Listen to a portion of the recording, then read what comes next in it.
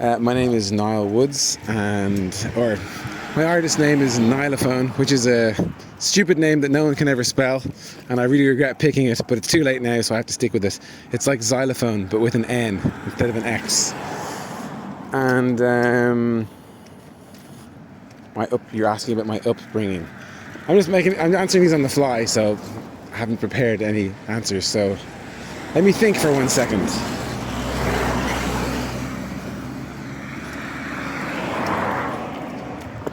My family's pretty musical, not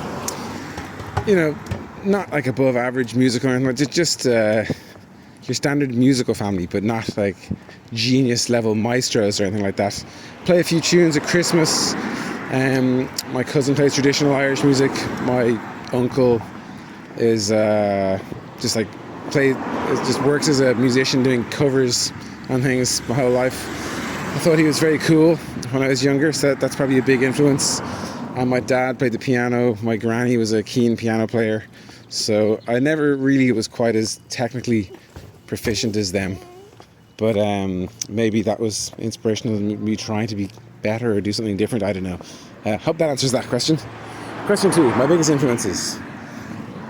I would say I'm more influenced by bad music than good music. When I hear good music, I think, wow, I could never do that, and it makes me not want to make music. But when I hear bad music, I think, I could do that, and makes me want to write some music and maybe do something that's acceptable to other listeners. What am I focusing on right now? At the moment, I've just released a new single called So Cool, which seems to be doing pretty well. It's on the RT Recommends list. It's getting a bit of radio play, and a few people have added it to playlists. It's a synth pop 80s kind of tune, and it's melancholic like most of my music. For some reason it comes out that way. One day I should try to write a happy banger, but at the moment it's kind of upbeat melancholic synth pop. So if you like that sound of that, go listen to So Cool on Spotify. People tell me it sounds a bit like Tame Impala or Tears for Fears or someone. Question 4, what's the biggest challenge of being a musician? That would be being broke. Probably all the time.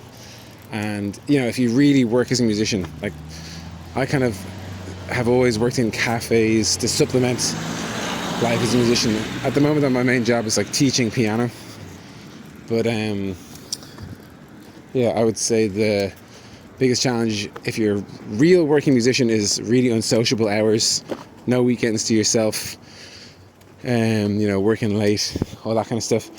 I don't really do that because I don't gig my own music, and when I do play in a covers band, for example, it's usually for fun, and I play a bit of trad as well, which is also a bit of for fun. Like I'm not really traveling all over the country hustling and gigging, but those probably would be the most difficult ones. Advice to my younger self, I would say start putting stuff out earlier, sooner. For years I just waited and felt like nothing was going to be ready. And so I'm walking up a hill here, by the way, which is why I'm so out of breath. And pushing a buggy with a child in it, who you might hear whimper in a few minutes. Hopefully she'll stay asleep. Anyway, the advice I give my younger self, start putting stuff out early. I was waiting for stuff to be perfect before I put it out. But the reality is it's never going to be perfect. And also, I just wish I put music out earlier because, maybe I might have picked up like 2 fans in the past 10 years. And that's 2 more people that would have heard my music when it finally was ready to put out. So now I'm aiming to hopefully put stuff out reasonably frequently. I'll try to make it as good as I possibly can, but I'm also trying not to be too precious about it and just let things go. Like rather than sitting on them for 10 years. Having said that, I might end up doing that anyway, so I don't know. And then another piece of advice I would give myself would be to don't be afraid to outsource things.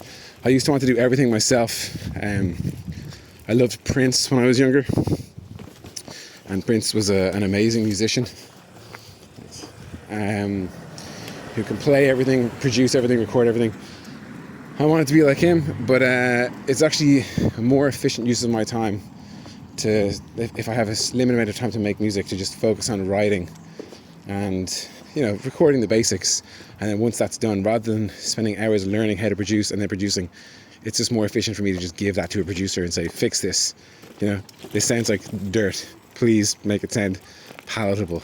So I usually record all my stuff at home to the best of my ability, and then I send it off to Reentrench at Meadow Studios, who fixes everything up and makes it sound smoother. Next question. Have I tried unconventional mediums or techniques? I'll try anything that works.